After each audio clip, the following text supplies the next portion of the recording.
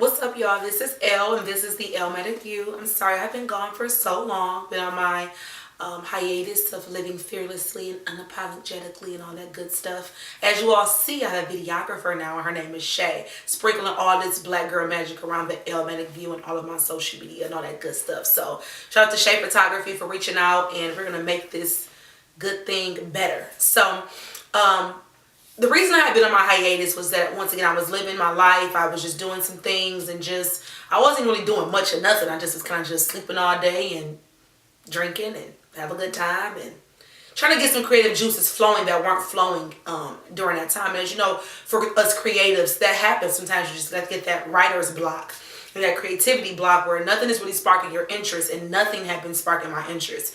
Even during those Me Too conversations, and shout out to those women that decided to speak out and stop living in fear at that moment. But at that point, that wasn't anything that I wanted to talk about, because I felt like nothing that I could say hadn't already been talked about on the media.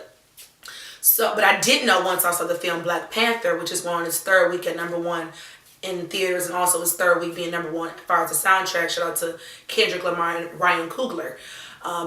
I knew that then something would spark my interest, and it was that very last quote that Killmonger said when he said, "Bury me in the ocean like my ancestors that jumped from ships, because they knew that death was better than bondage."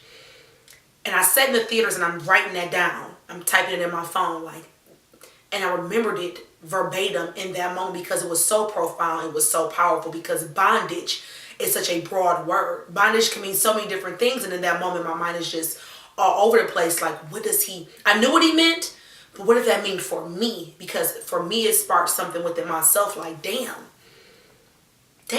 you know?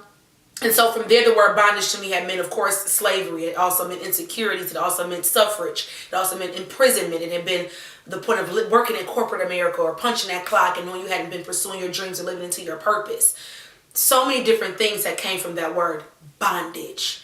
And so I thought, we are still living in bondage today. You know, I'm fifth generation post-slavery. And I read some things statistically that said fifth generation post-slavery and Holocaust victims are still going through post-traumatic stress disorder from those generations back.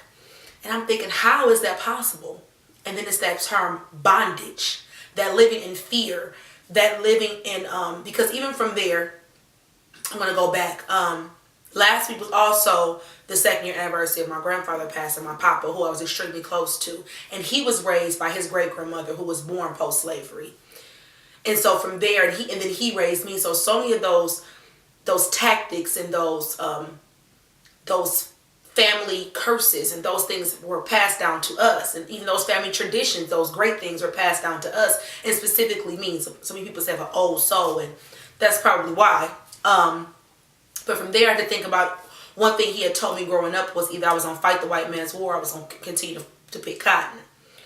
And so from there, he decided to go to Vietnam, because in his mind, he had no other choice. And so all his life, he lived in bondage, in fearing of the white man, in fear that if I look at the wrong woman the wrong way, I might die. Or the fact that there's no college for me. You know, even though his family, he grew up as a sharecropper, they were one of probably not many black people, although he was raised by an indigenous woman that raised their own food and did their own thing. But it still was, at that point too, the white man had took their land from them, and that was still living in fear. And so when he was growing up, even as he became an adult and is raising my mother, even as far as raising me, he was always worrisome of something, always in fear of something. Although he was a strong man, it was always that what if factor in the back of his head. And so he raised us the same way. So I was necessarily not taught to fight for my dreams, or taught to go out and live in my purpose and live in who I wanted to be. It was, go get you a good job, punch that clock for that white man, get you a 401k and pension, because that's the only American dream that we know. And that right there for me was bondage, because for so long I was so unhappy with what I was doing, so unhappy in punching that clock. I worked at a call center for 5 years, and I just was drained of hearing everyone else's problems and not being able to help them. I can have those conversations of encouragement for those people like I really wanted to, so that it's going to be okay. And so from there too, that was my bondage. Then I lost my job, and then I felt free.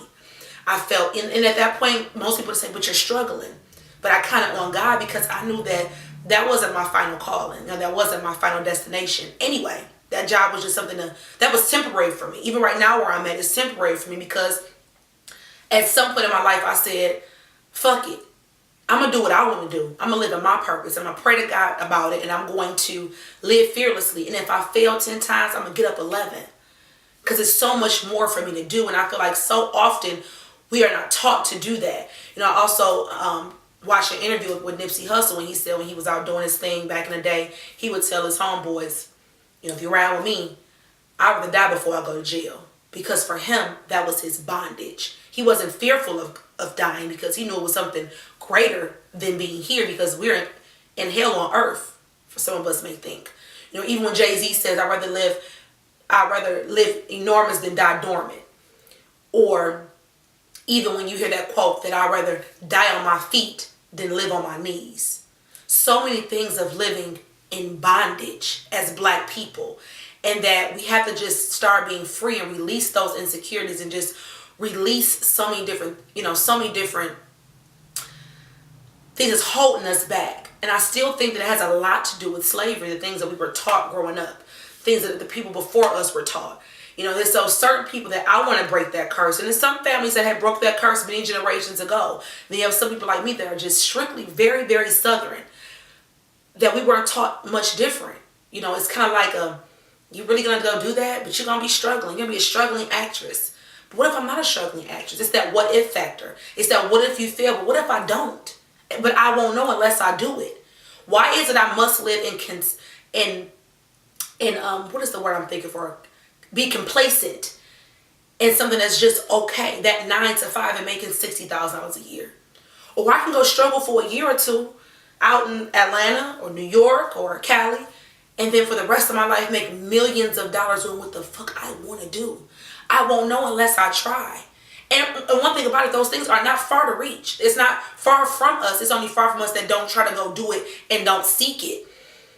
But it's that bondage that we've lived in for so long. And the thing is that it's not even far as I felt like I was dying inside of me, not living in my purpose, not living in my dreams. And when I finally just released that, thinking of what this person will think of me if I do this, or what if I want to think of myself if I fail, or how I'm going to feel about myself if I don't do what I don't think is my best ability, but I won't know until I fail. You can't expect to be great without failure. It builds humility. It builds character. And so many of us fear that, you know, what if I fail, if I do this, what if I do that? What if you don't? And then what if you do and it makes you better at what you're doing? You know, this is people on American Idol that goes on there 10 damn times. And they probably can't sing. And they might get through the 10th time or the 11th time. And then they might really make it. But they kept going. They were so determined, and they did not live in that fear of, what if I keep failing? They kept trying. And they got better and better and better and better and better. Ultimately, again, the word bondage stood out to me during that quote that, again, was spoken by Killmonger in the film Black Panther, who was portrayed by Michael B. Jordan. And once again, the quote was, bury me in the ocean like my ancestors that jumped from ships because they knew death was better than bondage. And for me, again, that means letting go of insecurities, letting go of fear, letting go of the what if factor, because what if could be, what if so many great things. So for me, I'm jumping from that ship and I can't swim. So I'm winging it. And I hope you do the same thing. And for me, that's the Elmatic View. Stay tuned. I have so many more things to talk about after today. I'm going to touch on the opioid crisis because for me, something that's very personal. I also have a new promotional video that'll be coming out. I'm also featured in a movie by Tania Branch, which I'm so interested in doing that. I'm so very excited about doing that. I actually end up playing myself, so it'll be clips of that coming up soon as well. Don't forget, McGraw Avenue should be releasing this spring. It'll be on Amazon Prime by Moolah Films, who also did Plug Love 211 and so many other great films, not just Detroit films, but great Black films. So I'm here to support Black excellence. I'm here to support Black everything because Black is better. All right, thanks y'all.